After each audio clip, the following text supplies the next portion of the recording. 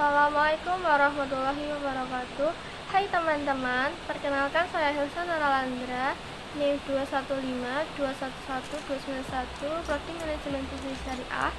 Kelas 1H. Di video ini saya akan menyampaikan materi tentang kebijakan fiskal sebagai pemenuhan nilai ujian akhir semester mata kuliah Dasar-Dasar Ekonomi Islam. Materi pertama yang akan saya sampaikan tentang definisi dari kebijakan fiskal. Fiskal dari bahasa Latin fiscus berasal dari nama pribadi dari pemegang keuangan pertama pada zaman Kekaisaran Romawi. Secara harfiah dapat diartikan sebagai keranjang atau tas. Fiskal dari bahasa Inggris, fix berarti perbendarahan negara dan perbendarahan kerajaan. Definisi kebijakan fiskal menurut para ahli Ahmad 2007-126 adalah kebijakan dalam ekonomi yang digunakan oleh pemerintah untuk mengarahkan atau mengendalikan perekonomian menuju ke arah yang lebih baik. Kedua, Alam 2007-57 bahwa kebijakan yang menyesuaikan pengeluaran dan pendapatan pemerintah untuk memperbaiki kondisi perekonomian. Selanjutnya, pengertian kebijakan fiskal dalam Islam. Kegiatan yang dibuat pemerintah untuk mengarahkan ekonomi negara melalui pengeluaran dan pendapatan berupa pajak pemerintah. Kebijakan ini merupakan wahana utama bagi peran yang aktif pemerintah dalam bidang ekonomi. Instrumen utama kebijakan fiskal yang dilakukan pemerintah merupakan kebijakan dalam bidang perpajakan atau penerimaan dalam pengeluarannya. Jangka panjang. Dalam jangka panjang, kebijakan fiskal terdapat penggalaan pajak yang merupakan salah satu potensi pendapatan yang tersedia bagi pemerintah untuk dapat membiayai segala usaha pembangunan. Selanjutnya terdapat pengendalian langkah-langkah fiskal. Sebagai akibat dari ketiadaan pasar-pasar uang domestik yang terorganisasi dan terkontrol dengan baik, sebagian besar pemerintah negara-negara dunia ketiga harus mengendalikan langkah-langkah fiskal untuk dapat mengupayakan stabilisasi perekonomian nasional dan mobilisasikan sumber-sumber daya keuangan domestik. Selanjutnya, materi arti kebijakan fiskal dalam ekonomi konvensional sebagai langkah pemerintah untuk dapat membuat perubahan dalam sistem pajak atau pembelanjaan. Menurut negara Islam, salah satu perangkat untuk mencapai tujuan syariah atau maqasid syariah sebagaimana dijelaskan oleh Imam Al-Ghazali, yaitu meningkatkan kesejahteraan dengan tetap menjaga keimanan, kehidupan, intelektualitas, kekayaan, dan kepemilikan. Hal-hal penting dalam ekonomi Islam menurut Adi Warman Karim 2006 yang berimpikan bagi penentuan kebijakan fiskal. 1. Mengabadikan keadaan ekonomi. Dalam ekonomi Islam, pemerintah harus menjamin bahwa zakat yang dikumpulkan dari orang-orang muslim yang memiliki harta melebihi nisab dan digunakan untuk maksud yang dikhususkan dalam kitab suci Al-Quran. 2. Tingkat bunga tidak berperan dalam sistem ekonomi Islam. 3. Saat semua pinjaman dalam Islam bebas bunga, maka pengeluaran pemerintah akan dibiayai dari pengumpulan pajak atau dari bagi hasil. Ekonomi Islam diupayakan untuk membantu ekonomi masyarakat muslim terbelakang dan menyebarkan pesan-pesan agama Islam. Ajaran Islam. Ekonomi Islam diupayakan untuk membantu ekonomi masyarakat muslim terbelakang dan menyebarkan pesan-pesan ajaran Islam. Negara Islam adalah negara sejahtera. Kesejahteraan meliputi aspek material dan spiritual. Hak perpajakan dalam Islam tidak terbatas. Materi selanjutnya, kebijakan fiskal dapat dibagi menjadi 4 macam. 1. Pembiayaan fungsional. Pembiayaan pengeluaran pemerintah ditentukan sedemikian rupa sehingga tidak langsung berpengaruh terhadap pendapatan nasional. Tujuan utama adalah meningkatkan kesempatan kerja atau employment. Penerimaan pemerintah dari sektor pajak bukan untuk meningkatkan penerimaan pemerintah, namun untuk mengatur pengeluaran dari pihak swasta. Untuk menekan inflasi, maka diatasi dengan kebijakan pinjaman. Jika sektor pajak dan pinjaman tidak berhasil, maka tindakan pemerintah adalah mencetak uang. Jadi dalam hal ini, sektor pajak dengan pengeluaran pemerintah terpisah. Selanjutnya, pengelolaan anggaran. Penyesuaian dalam anggaran selalu dibuat guna memperkecil ketidakstabilan ekonomi, sehingga pada suatu saat terjadi defisit atau surplus. Penerimaan dan pengeluaran dengan perpajakan dan pinjaman adalah paket yang tidak bisa dipisahkan. Dalam penjelasan Alvin Hansen, untuk menciptakan anggaran yang berimbang, maka diperlukan resep bahwa jika terjadi depresi, maka ditempuh anggaran defisit, dan jika terjadi inflasi, maka ditempuh anggaran belanja surplus. Selanjutnya, stabilisasi anggaran otomatis. Dalam stabilisasi anggaran ini diharapkan terjadi keseimbangan antara pengeluaran dan penerimaan pemerintah tanpa adanya campur tangan langsung pemerintah yang disengaja. Dalam hal ini, pengeluaran pemerintah ditekan pada asas manfaat dan biaya relatif dari setiap paket program. Pajak ditetapkan sedemikian rupa sehingga terdapat anggaran belanja surplus dan kesempatan kerja penuh. Selanjutnya, anggaran belanja seimbang. Adanya keseimbangan antara penerimaan dan pengeluaran pemerintah dengan jangka panjang agar terjadi keterkaitan dalam perekonomian sehingga memperoleh kepercayaan masyarakat. Kebijakan anggaran belanja yang dianut masing-masing negara dapat berbeda-beda tergantung pada keadaan dan arah yang akan dicapai dalam jangka pendek dan jangka panjangnya. Kaidah-kaidah membatasi kebijakan pendapatan dalam ekonomi Islam. Secara umum, ada kaidah-kaidah syariah yang membatasi kebijakan pendapatan tersebut.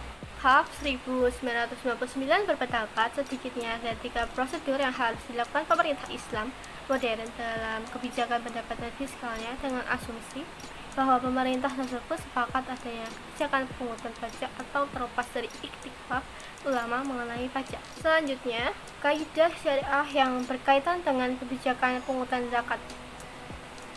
Ajaran Islam dengan rinci telah menentukan syarat kategori harta yang harus dikeluarkan zakatnya, lengkap dengan besaran tarifnya, maka dengan ketentuan yang jelas tersebut tidak ada hal yang memerintah untuk mengubah tarif yang telah ditentukan. Adapun mengenai kebijakan pemungutannya, Nabi dan para sahabat telah memberi contoh mengenai fleksibilitas. Nabi pernah menangguhkan zakat pamannya Abbas karena krisis yang dihadapinya. Selain fleksibilitas di atas kaidah lainnya, fleksibilitas dalam bentuk pembayaran zakat yaitu dapat berupa benda atau nilai. Selanjutnya, kaidah-kaidah syariah yang berkaitan dengan hasil pendapatan yang berasal dari aset pemerintah. Menurut kaidah syariah, pendapatan dari aset pemerintah dapat dibagi dalam 2 kategori. Yang satu, pendapatan dari aset pemerintah yang umum, yaitu berupa investasi aset pemerintah yang dikelola baik oleh pemerintah sendiri atau masyarakat. Kedua, pendapatan dari aset masyarakat ikut memanfaatkannya adalah berdasarkan kaidah syariah yang menyatakan bahwa manusia berserikat dalam memiliki air, api, garam, dan yang semisalnya. Kaidah ini dalam konteks pemerintah modern adalah sarana-sarana umum yang sangat dibutuhkan oleh masyarakat. Selanjutnya, kaidah syariah yang berkaitan dengan kebijakan pajak. Prinsip ajaran Islam tidak memberikan arahan dibolehkannya pemerintah mengambil bagian harta milik orang kaya secara paksa undang-undang dalam konteks ekonomi modern. Sulit apapun kehidupan Rasulullah SAW di Madinah, beliau tidak pernah menentukan kebijakan pungutan pajak. Seandainya pungutan pajak tersebut diperbolehkan dalam Islam, maka kaidahnya harus berdasarkan pada kaidah adalah dan kaidah darurah, yaitu pungutan tersebut ada hanya bagi orang mampu atau kaya dan untuk pembiayaan yang betul-betul sangat diperlukan dan pemerintahan tidak memiliki sektor pemasukan lainnya. Dari selanjutnya adalah kaidah belanja dalam ekonomi Islam. Kaidah-kaidah umum didasarkan dari Al-Quran dan As-Sunnah dalam memandu kebijakan belanja pemerintah. Kaidah-kaidah tersebut antara lain sebagai berikut. Yang pertama, timbangan kebijakan pengeluaran atau belanja pemerintah harus senantiasa mengikuti kaidah maslahah. 2. Menghindari masyaqah, kesulitan, dan mudarat harus didahulukan ketimbang melakukan pembenahan. 3. Mudarat individu dapat dijadikan alasan demi menghindari mudarat dalam skala umum. 4. Pengorbanan individu dapat dikorbankan demi menghindari kerugian dan pengorbanan dalam skala umum. Kelima, kaidah al-ghurmu bil ghummi, yaitu kaidah yang menyatakan bahwa yang mendapatkan manfaat harus siap menanggung beban. Selanjutnya, kaidah malayatimu al-wajbu illa bihi fahuwa wajib, yaitu kaidah yang menyatakan bahwa sesuatu hal yang wajib ditegakkan tanpa ditunjang oleh faktor penunjang lainnya tidak dapat dibangun, maka meninggalkan faktor penunjang tersebut menjadi wajib hukumnya. Tujuan pembelajaran pemerintah dalam Islam: 1. Memenuhi kebutuhan hajat masyarakat. 2. Alat redistribusi kekayaan. 3. Pada semakin bertambahnya pemerintahan efektif. 4. Memenuhi investasi produksi. 5. Menekan tingkat inflasi dengan kebijakan intervensi besar. Tujuan dari kebijakan fiskal dalam Islam: untuk menciptakan stabilitas ekonomi, tingkat pertumbuhan ekonomi yang tinggi, dan pemerataan pendapatan, ditambah dengan tujuan lain yang terkandung dalam aturan Islam, yaitu Islam menetapkan pada tempat yang tinggi akan terwujudnya persamaan dan demokrasi yang tinggi sesuai dengan Quran Surat 597. Ekonomi Islam akan dikelola untuk membantu dan mendukung ekonomi masyarakat yang terbelakang untuk memajukan dan menyebarkan ajaran Islam. Kebijakan sumber penerimaan dan pengeluaran negara. 1. Zizyah adalah pajak perlindungan yang diberikan kepada penduduk non-muslim pada suatu negara di bawah pengaturan Islam. 2. Ghanimah adalah harta rampasan perang yang diperoleh dari suatu wilayah yang didahului dengan peperangan. 3. Wa'i, harta rampasan perang yang diperoleh dari suatu wilayah tanpa melalui peperangan antaranya penduduk kabur dan tidak mengadakan perlawanan atau terjadinya kesepakatan damai. 4. Zakat, harta tertentu yang harus dikeluarkan oleh orang yang beragama Islam dan diberikan kepada golongan yang berhak menerimanya, mustahik zakat. Haraj merupakan pajak yang dibebankan kepada tanah-tanah yang ditaklukkan oleh kaum muslim yang dibiarkan tetap dimiliki sebelumnya guna untuk produktivitaskan tanah tersebut atau hasil pertaniannya. Bea cukai dan pungutan menurut Manan atau Usar. Bea cukai merupakan pajak yang harus dibayar oleh para pedagang muslim maupun non-muslim. Pengertian bea cukai dan pungutan mempunyai bentuk yang praktis selama pemerintah Khalifah Umar yang mengangkat para asyir dan memerintah mereka memungutnya dari para pedagang muslim, Dhimmi dan Harbi, suatu negara tetangga non-muslim, sampai sejumlah yang dipungut oleh negara tersebut. Perbedaan antara tingkat bea cukai dan pungutan yang ditarik dari kaum muslim dan yang ditarik dari kaum Dhimmi adalah karena pada kenyataannya mereka lebih banyak membutuhkan perlindungan dari para perampok daripada kaum muslimin. Berbeda dengan kaum muslimin yang harus membayar zakat dan barang dagangan, mereka baik melalui atau tidak melalui seorang asing. Pengeluaran negara, kegiatan yang menambah pengeluaran negara mempunyai dampak tertentu pada kehidupan sosioekonomi masyarakat. Berbeda dengan kitab-kitab agama lain, kitab suci Al-Quran telah menetapkan perintah-perintah yang sangat tepat mengenai kebijakan negara tentang pengeluaran pendapatan negara. Zakat yang dimaksudkan untuk kaum miskin muslimin untuk merebut hati mereka, membebaskan budak dari tawanan perang, membantu mereka yang terjerat utang, mereka yang di jalan Allah, dan Allah Maha Mengetahui. Selanjutnya, utang negara. Utang negara berasal dari utang dalam negeri maupun luar negeri. Kenyataannya bahwa dalam Islam semua pinjaman harus dilakukan dengan menggunakan pendekatan bebas bunga. Pinjaman dapat diperoleh dengan cara langsung dari publik atau secara tidak langsung dalam bentuk pinjaman yang diperoleh dari bank sentral. Pinjaman dan bank sentral merupakan suatu bentuk pinjaman yang dilakukan karena menggambarkan buruknya situasi harga pada umumnya. Dengan demikian, pinjaman ini dilakukan untuk menstabilkan harga. Pinjaman dari negara lain yang menggunakan sistem bebas bunga pada umumnya susah untuk didapatkan. Oleh karenanya, tugas negara-negara kaya yang sepaham untuk membantu kepada negara-negara miskin.